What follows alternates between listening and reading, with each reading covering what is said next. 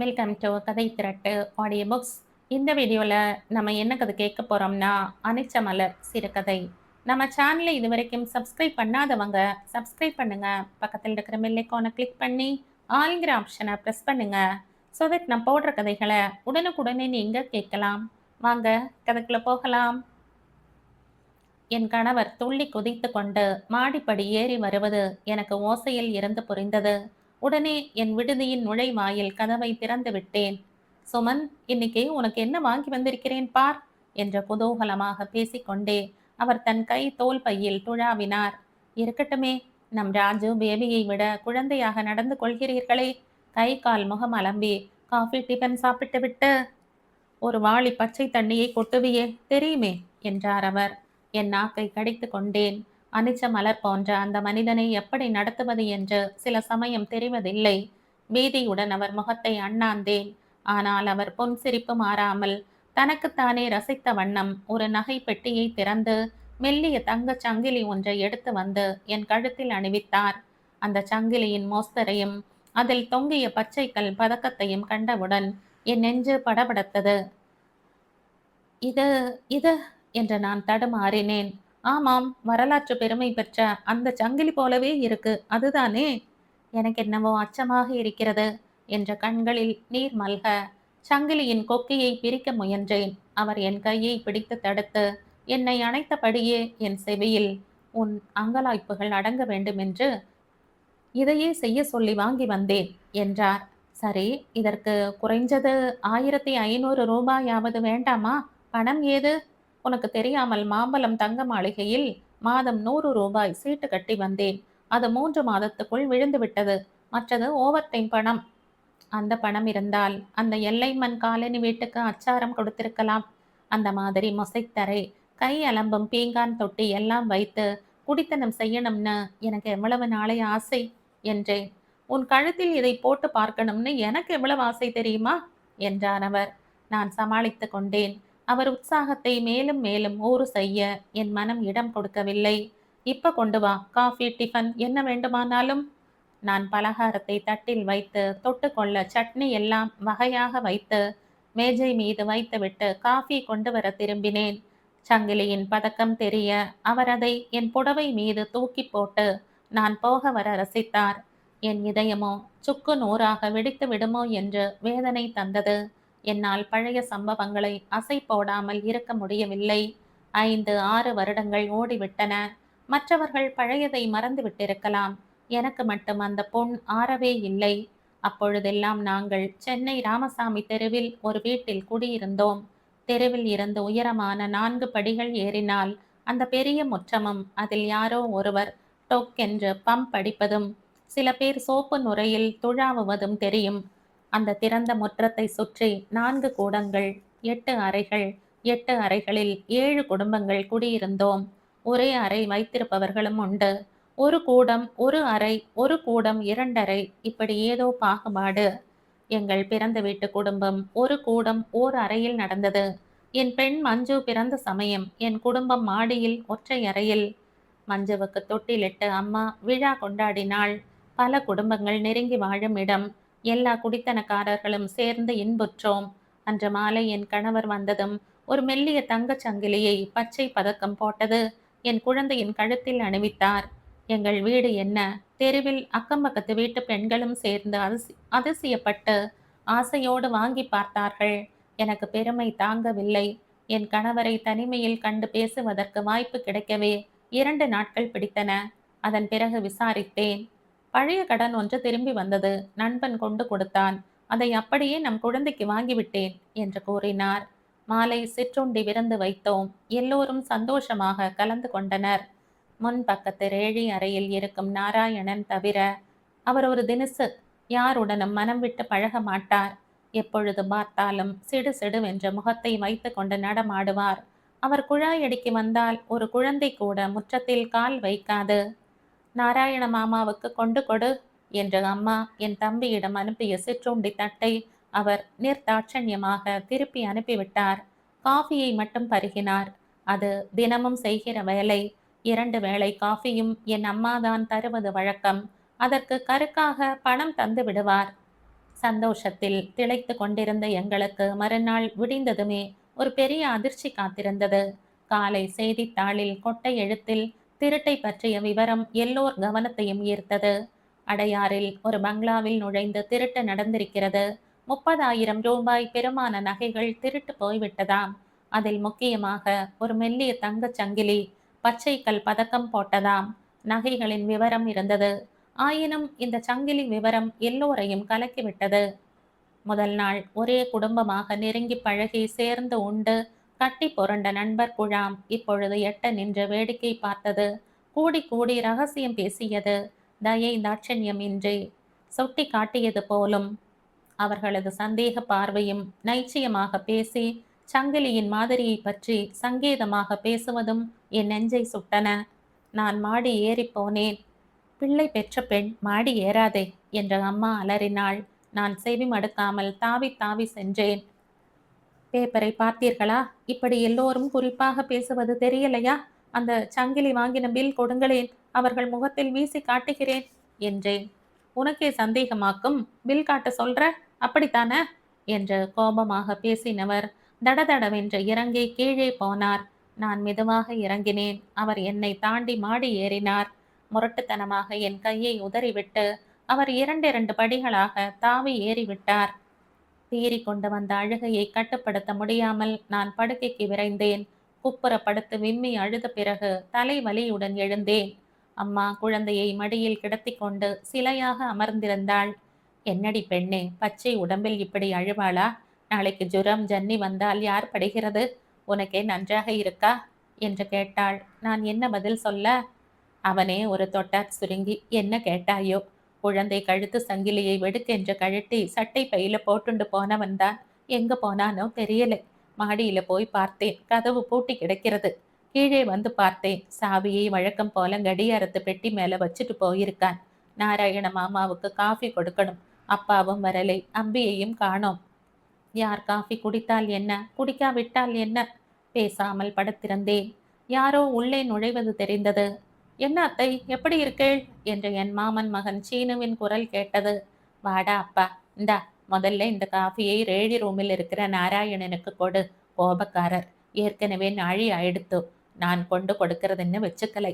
கொண்டாங்க என்றான் சீனு. நான் கண்ணையும் திறக்கவில்லை, தலையையும் திருப்பவில்லை. என்ன அத்தை, என்னவோ கேள்விப்படுறேன் என்று சீனு கேட்க அம்மா மெதுவான குரலில் சொல்லி முடித்தாள். மாப்பிள்ளை எங்கே? வெளியே போனவன், இதுவரை வரலை, குளிக்கலை, சாப்பிடலை. ஆபீஸ்க்கு போயிட்டானா தெரியலை. அவன் அப்படி என்று இழுத்ததே என்னை லேசாக குத்தியது.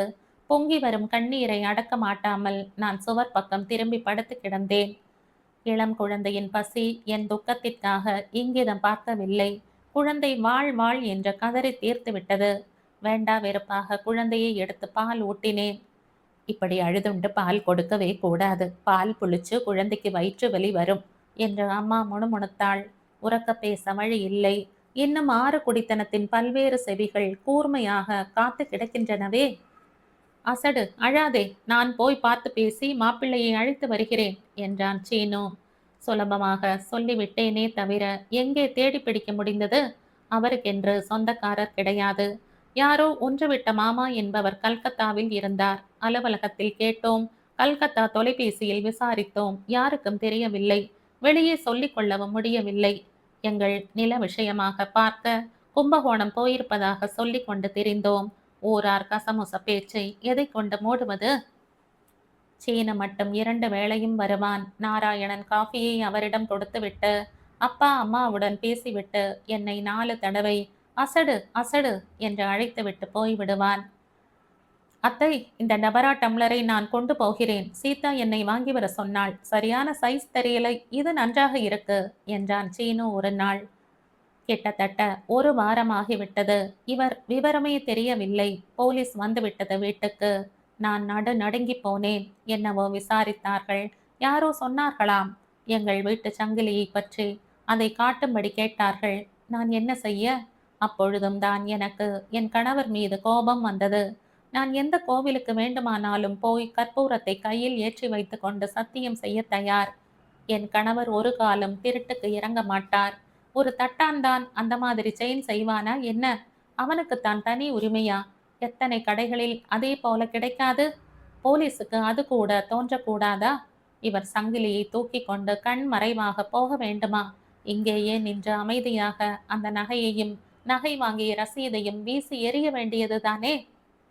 போலீஸ் என்னை கேள்வி கேட்டபோது எனக்கு தெரிந்ததை உள்ளது உள்ளபடி கூறினேன். சீனு அவர்களை அழைத்து சென்று ரேழி நாராயணன் அறையில் போய் பேசிவிட்டு வெளியே அவர்களுடனே சென்று விட்டான். நான் என் அறையிலேயே அடைந்து கிடந்தேன்.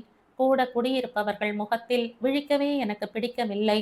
நேற்று வரை உடன் பிறந்தவர்கள் போல இருந்தவர்கள் இன்று இவரை காட்டி கொடுத்து விட்டார்களே. ரேழி நாராயணன் எங்கு சென்றாரோ தெரியவில்லை. அவர் அறை பூட்டியே கிடந்தது. அவருக்கு காஃபி கொடுக்கும் வேலை இல்லை. நிலை கொள்ளாமல் தவித்து கொண்டு எங்கள் குடும்பம் மௌனத்தில் ஆழ்ந்தது. சாப்பிட பிடிக்கவில்லை, உறக்கம் கொள்ளவில்லை. அம்மா கோவிலுக்கு போவதையே நிறுத்தி கொண்டு விட்டாள். அப்பா இருட்டி வெகுநேரம் கழித்துத்தான் வீட்டுக்கு வந்தார். ஒரு மாதம் கழித்து சீனு வந்தான். அவன் வந்தது அம்மாவுக்கும் அப்பாவுக்கும் ஆறுதலாகவும் மனசுக்கு மாறுதலாகவும் இருந்தது. மாப்பிள்ளை நாளைக்கு மறுநாள் இங்கே வருவார். யாரும் பழைய குப்பையை கிளறாதீங்க. நடந்தது நடந்துவிட்டு போகட்டும். நாங்கள் வாயை திறக்க மாட்டோம் அப்பா. அவன் பெண்டாட்டி குழந்தையோடு அவன் வாழ்ந்தால் சரிதான் என்றாள் அம்மா.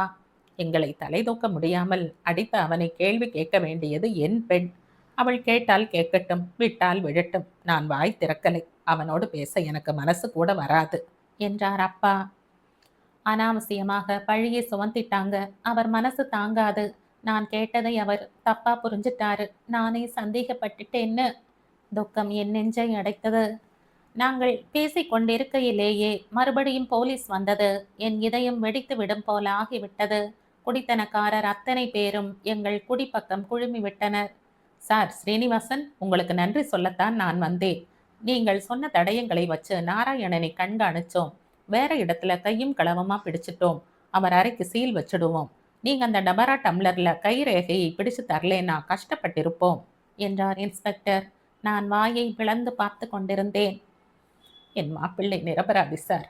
அநியாயமா அவன் மீது சந்தேகப்பட்டு ஊரை விட்டு விரட்டிட்டாங்களே என்று அப்பா கண்ணீர் விட்டார். போலீஸ் அதிகாரியுடன் சீனு போய்விட்டான். மறுநாள் காலை சாப்பாட்டு சமயத்தில் சீனு என் கணவருடன் வந்து சேர்ந்தான். அவர் சென்றதையோ திரும்பி வந்ததையோ அறியாதவர்கள் மாதிரி ஒரு போலி உற்சாகத்துடன் அவரை வரவேற்றோம், உபசரித்தோம். அவர் முதலில் கண்ணாடி ஜன்னலை உடைத்த சிறுவனைப் போல் அசட்டு சிரிப்பு சிரித்து கொண்டு ஓர கண்ணால் எங்களை எடை போட்டு கொண்டு பேசுவதற்கே தடுமாறினார். சீனுதான் இருந்தானே எல்லோருக்கும் பொது மனிதனாக. புல்டோசர் மாதிரி தன் இஷ்டத்திற்கு மேடு பள்ளம் பார்க்காமல் அவன் பேசி தீர்த்தான். பிற்பகல் அவன் கிளம்பும் முன் என் அறைக்கு வந்தேன். என் கணவரும் கூடவே வந்து மௌனமாக தன் குழந்தையின் தொட்டில் அருகில் நின்று அதையே உன்னியபடி பார்த்தார். தொட்டிலின் விளிம்பிலே விளையாடிய கையை பார்த்ததும் அவர் மனதின் அமைதியின்மை புரிந்தது. உட்காருங்களேன், நம்ம ரோமை அம்மா போய் பெருக்கி தள்ளிட்டு வரட்டும் என்றேன். அவர் அருகில் இருந்த ஒரு பெட்டி மீது அமர்ந்தார். எங்க வீட்டு பெண் தான் அசடுன்னு நினைச்சேன். எங்க வீட்டு மாப்பிள்ளையின் அசடு அதை மண்ண கவ்வ வச்சொடுத்து என்ற நையாண்டி செய்தான் சீனு. என் அனிச்ச மலர் உதடு நடுங்க பல்லுக்குள் உதடுகளை மடக்கி கொண்டு தலை குனிந்தது. என்னதான் ஆச்சுன்னு யாராவது கேட்டீங்களா என்றான் சீனு. எனக்கே வெட்கமாகிவிட்டது. பாவம், எங்களுக்காய் பாடுபட்ட கலவரத்தை நீக்கியவனுக்கு நன்றிதான் செலுத்த தெரியவில்லை எங்களுக்கு. என்ன நடந்தது என்று கேட்கும் ஆவல் கூடவா காட்டக்கூடாது? நான் வாய் திறந்து கேட்கறதுக்குள்ள நீயே சொல்லிடேன் என்று சமாளித்தேன். எனக்கு முதல் சந்தேகம், நம் மாப்பிள்ளை அப்பேற்பட்டவர் இல்லையே. எதற்காகத்தான் வாங்கிய சங்கிலியையும் எடுத்துக்கொண்டு பலரும் சந்தேகிக்கும்படி தலைமறைய வேண்டும் என்றுதான். நீயே சந்தேகப்பட்டுட்டேன்னு அவர் மனசு கஷ்டப்பட்டிருக்கும் என்று தோன்றியது. அதுக்குத்தான் மனம் புழுங்கிண்டு இருக்கனே. நான் சந்தேகப்படுவேனா? என்னை அவர் சரியாக புரிஞ்சுக்கலையேன்னுதான். என்னை பேச விடு. இரண்டாவது சந்தேகம் நம்ம நாராயணன். அவர் முகத்தை பார்க்கும் போதெல்லாம் எங்கோ முன்பு பார்த்த நினைவு வரும். சரி, அவரிடம் பேச்சு கொடுத்தேன். ரொம்பவும் ஜாக்கிரதை பேர் வழின்னு புரிஞ்சது. சும்மா பக்கத்துல குடியிருக்கிறவங்கெல்லாம் ஆவலும் வம்புமாக வந்து எட்டி பார்க்கும்போது இவர் மட்டும் முற்றம் துறந்த முனிவர் மாதிரி சாஷ்ட மௌனம் சாதிச்சது புதுமையாக இருந்தது. இவர் தினமும் நம் வீட்டு காஃபி குடிக்கிறார். அந்த நன்றிக்காகவாவது அவர் பணம் கொடுத்து தானே குடிக்கிறார் என்றேன் நான். இருக்கட்டுமே, நம் குடும்பத்தோடு தொடர்பு உள்ளவர்தானே. ஒரு அனுதாப சொல் கூடவா சொல்லக்கூடாது? ஆமாம், எங்களுக்கே அதிசயமாக இருந்தது. உடனே நான் வேலை செய்தேன். ஒரு புத்தகம், காஃபி டமரா எல்லாவற்றிலும் கைரேகை பிடிக்கும் பவுடரை தடவி அவரிடம் கொடுத்து ரேகையை பிடித்தேன். அவரை விடாமல் கண்காணித்தேன். நான் குப்தா துப்பறியும் பீரோவிலே வேலை செய்வது உங்களுக்கு தெரியாது. கண்டுபிடிச்சு போலீஸ் கிட்ட தகவல் கொடுத்துட்டேன். ஒரு வேலை முடிஞ்சது. நம்ம ப்ராப்ளம் இருந்ததே, மாப்பிள்ளையை கண்டுபிடிக்கணுமே. உங்களுக்கு எப்படி தோன்றியது நான் தாம்பரத்தில் இருப்பேன் என்று கேட்டார் என் கணவர். அதானே சார் என் வேலை. உங்கள் நெருங்கிய நண்பர் வேணு டிபி சானிட்டோரியத்தில் இருக்கார்னு சொன்னார்கள். அங்கே ஓடினேன். எல்லா விவரமும் தெரிஞ்சது. அந்த சங்கிலி வாங்கின ரசீது, சங்கிலி எல்லாம் அவர் தலைமாட்டில் இருந்தன. எடுத்துக்கொண்டு போலீஸுக்கு ஓடினேன். எனக்கு அப்ப மனசு ரொம்ப விசித்திரமாக வேலை செய்தது. திருட்டு பட்டம் வந்துட்டதே என்கிறதை விட, நான் வாங்கின செயின் கில்ட்டுன்னு தெரிஞ்சா இவர்கள் என்ன நினைப்பார்களோ என்ற அவமானம்தான் பெருசா தெரிஞ்சது. ஓடிவிட்டேன். நான் ஏதோ தமாஷ் பண்ணுகிறதாக நினைச்சு முதல்ல பவுன் செயின் என்று புழுகினேன். நான் விளக்கி சொல்ல நேரம் இல்லாமல் குடித்தனக்காரர் கூட்டம் குழுமி கிடந்தது. அதற்குள் எல்லாமே தலைகீழாகிவிட்டது என்றார் என் கணவர். இதைவிட விசித்திரமுண்டோ? எனக்கு என்ன சொல்வதென்றே புரியவில்லை. ஆத்திரமும் ஆவேசமுமாய் பேச வந்தது. ஆனால் சீனு தன் கண் பார்வையினாலேயே என்னை அடக்கிவிட்டான். இதெல்லாம் இத்தனை வருஷம் கழித்து நினைத்து பார்க்கும்போது அமைதியாக போர் முடிகிறது. அன்று என் மனசு தத்தளித்ததை யார் அறிவார்கள்? என்ன பலத்த யோசனை என் ராணிக்கு? என்றார் அவர் என் காதருகே. பழையதை மறக்க நினைக்கிறேன். உனக்கு நல்லது தர முடியாமல் போலியை தந்தது மட்டும் இல்லை. நான் உண்மை பேச நினைத்தும் வாய்ப்பு கிட்டாமல் போகவும், நீங்கள் என்னை எவ்வளவு மட்டமாக நினைப்பீர்கள் என்று நினைத்ததும் குன்றி போய்விட்டேன். எதை பற்றியும் யோசிக்காமல் நேரே என் நண்பனிடம் ஓடினேன். நல்ல காலம், அப்படி ஒரு நண்பராவது இருக்கிறாரே என்றேன். உடனே நாக்கை கடித்து கொண்டேன். பயப்படாதே, இனி நான் சுருங்க மாட்டேன் என்றார் அவர் சிரித்து கொண்டு. நான் பெருமையுடன் அவரை பார்த்தபடி என் கழுத்துச் சங்கிலியை கண்களில் ஒற்றிக்கொண்டேன். நாகமணி இதழில் 1980ஆம் ஆண்டு வெளிவந்த சிறுகதை இது. இந்த கதை உங்களுக்கு பிடிச்சிருந்தா லைக் பண்ணுங்க, ஷேர் பண்ணுங்க, சப்ஸ்கிரைப் பண்ணுங்க. மற்றும் ஒரு இன்ட்ரெஸ்டிங்கான கதையோட அடுத்த வீடியோல சந்திப்போம். பாய். தேங்க்யூ.